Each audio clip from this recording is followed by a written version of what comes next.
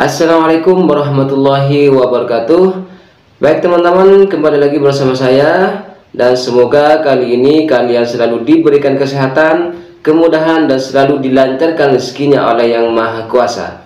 Nah, pada video kali ini kita akan melihat bagaimana Ibu Irma selaku politisi dari Partai Nasdem ini mengatakan bahwa para tukang fitnah Roy Suryo CS, ada juga Egy Sujana, Rizwan, Dr. Tifa dan lain sebagainya. Ini bagaimana seharusnya mereka ini segera ditangkap saja dan segera dipenjarakan, karena para gerombolan inilah orang-orang yang selalu bikin keonaran, bikin kegaduhan di negeri ini. Mereka tidak berhenti begitu saja. Dari mulai dulu sampai sekarang, mereka ini kalau tidak diberikan efek jera, mereka akan selalu membuat kegaduhan. Ya, mereka bilangnya ini adalah sebuah demokrasi lah alasannya. Mereka mengatakan bahwa ini adalah sebuah kritik. Jadi menurut Bu Irma, antara kritik ataupun ujaran kebencian itu adalah beda sekali ya. Nah, untuk lebih jelasnya, mari kita simak dulu video berikut ini. Menurut saya orang-orang ini pengkhianat bangsa dan negara Republik Indonesia ini. Bayangkan ya, negara Republik Indonesia yang dimerdekakan oleh rakyat Indonesia, pahlawan-pahlawan bangsa dengan darah, air mata, kehormatan, dan didirikan oleh sang founding father kita. Ini negara berdaulat loh, ya kan? Apapun yang terjadi, kalau ada misalnya mislah di antara misalnya penegakan hukum dan lain sebagainya, kan oknum. Nggak bisa kemudian juga digeneralisir. Nah, mereka bilang nggak percaya. Kalau mereka nggak percaya, nggak usah berada di Republik ini. Percaya aja sama negara yang mereka percayai. Itu penghinaan loh terhadap Indonesia. Minta dicek di Singapura. Ya jadi warga negara Singapura aja. Gitu.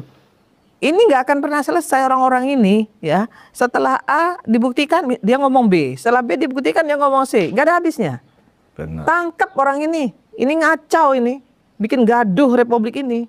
Kalau saya wah udah tangkap aja. Udah nggak ada urusan lagi dengan orang-orang seperti ini. Terkait bahwa tentang kenapa harus diperiksa di Singapura ini, alasannya begini, karena ini bukan alasan apa-apa, ini alasan saintifik, kan gitu. Artinya mereka seolah-olah menganggap saintifik atau kecanggihan lapor Bareskrim Polri ini ya kurang canggih dibanding Singapura. Padahal mantan Kabareskrim dalam salah satu talkshow yang saya lihat, yang saya dengar, mengatakan bahwa justru lapor Bareskrim kita ini justru menjadi rujukan banyak negara-negara yang justru belajar di tempat kita. Itu gimana Kak Irma? Sebenarnya Bang, satu aja masalahnya, ya kan? Mereka ini pada dasarnya adalah manusia-manusia yang menghalalkan segala cara, ya, kemudian menggunakan hukum rimba, ya. Kemudian mereka ingin apa yang mereka sampaikan itu harus terjadi, pemaksaan kehendak.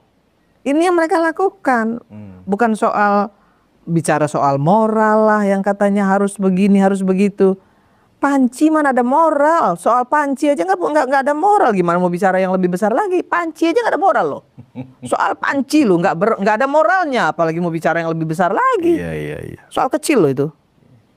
Apalagi, kan seperti itu. Ya kalau kita kaitkan yang namanya panci ini kan juga adalah mantan. Ini yang bicara netizen loh Bang. Pidana juga ya. Netizen Bang.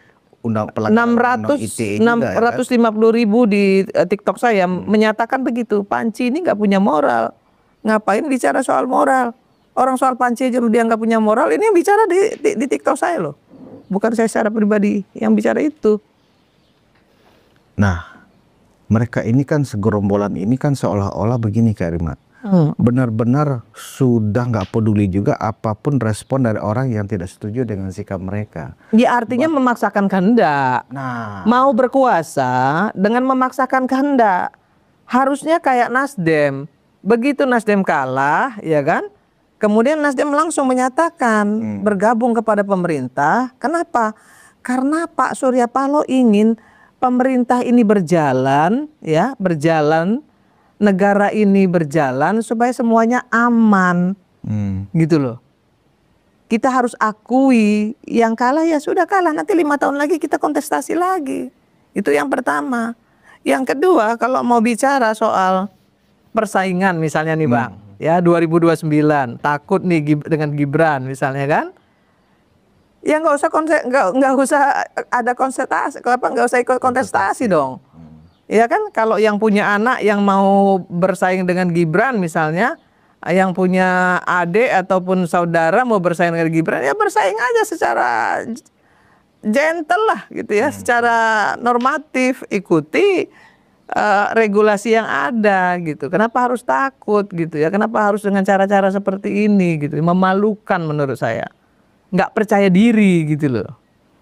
Nah, ini kan mereka memanfaatkan apa yang disebut ruang demokrasi. Makanya partai-partai semuanya juga pada diam, dianggap itu ekspresi dari warga negara, bentuk mengkritisi. Padahal kan secara common sense biasa aja, ini bukan lagi mengkritisi. Yang dikritisi itu adalah program-program yang sedang dilakukan, yang dikerjakan pemerintah. Kan begitu Kak Irma? Bang, saya ingin menyampaikan, saya potong sedikit ya Bang, soal ekspresi dan kritisi. Saya juga menyampaikan kepada anak-anakku, mahasiswa, ya kan. Contoh nih kemarin yang bikin meme soal Jokowi sama Prabowo ciuman itu. Nah, saya ingin menyampaikan begini, itu bukan bentuk dari ekspresi, bukan bentuk juga kritisi. Karena dalam agama pun itu kan dilarang. Masa laki-laki sama laki-laki seperti itu kan homoseksual. Itu dilarang, apalagi kemudian di-share di publik. Apa jadinya kalau anak-anak sekarang, anak-anak ya di bawah umur melihat itu gitu. Itu bukan satu diskursus yang baik gitu ya.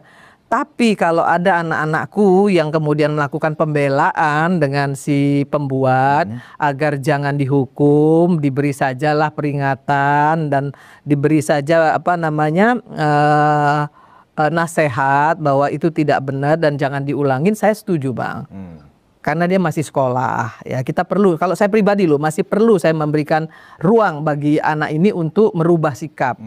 Ya, memberitahu dia bahwa ini bukan ekspresi loh, ya ini pelecehan gitu. Itu harus disampaikan.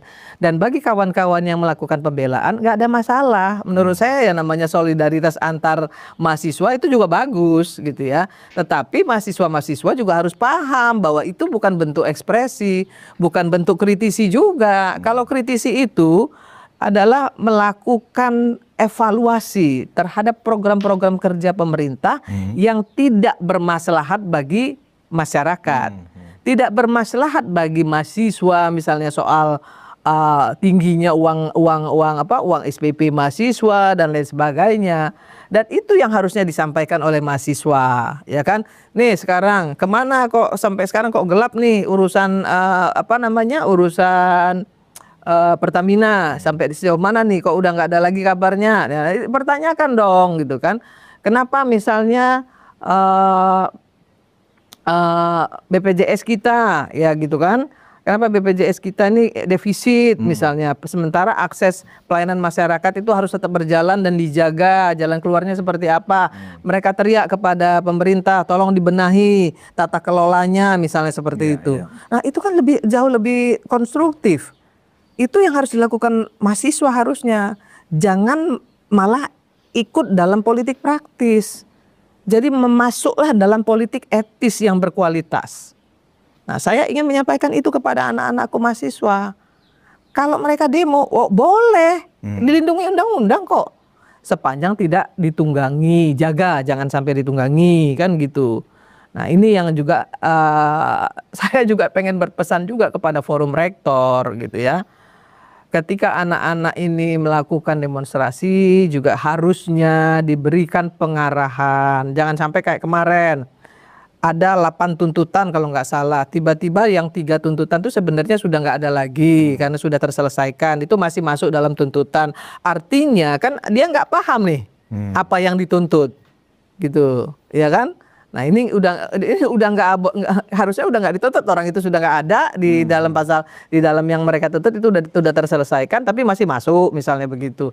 Nah yang begini-begini kan harusnya forum rektor memberikan pencerdasan kepada mahasiswa untuk bisa melakukan kritisi kepada pemerintah Kalau yang konstruktif. terkait ijazah palsu ini, apakah di mana bentuk kritiknya menurut Kak Irma sebagai seorang politisi ya? Di mana bentuk kritiknya? Apanya sih yang dikritik? Kan gini Bang, saya tuh aduh mau ketawa takut ada yang marah gitu ya. Jadi gini, saya sebagai anggota DPR RI mau menjadi anggota DPR itu saya diwajibkan menyerahkan fotokopi ijazah yang sudah dilegalisir basah, Betul. ditandatangani dan dilegalisir basah. Ya kan? Kemudian mendapatkan juga persetujuan dari pengadilan dan lain sebagainya. Apalagi yang mau jadi presiden.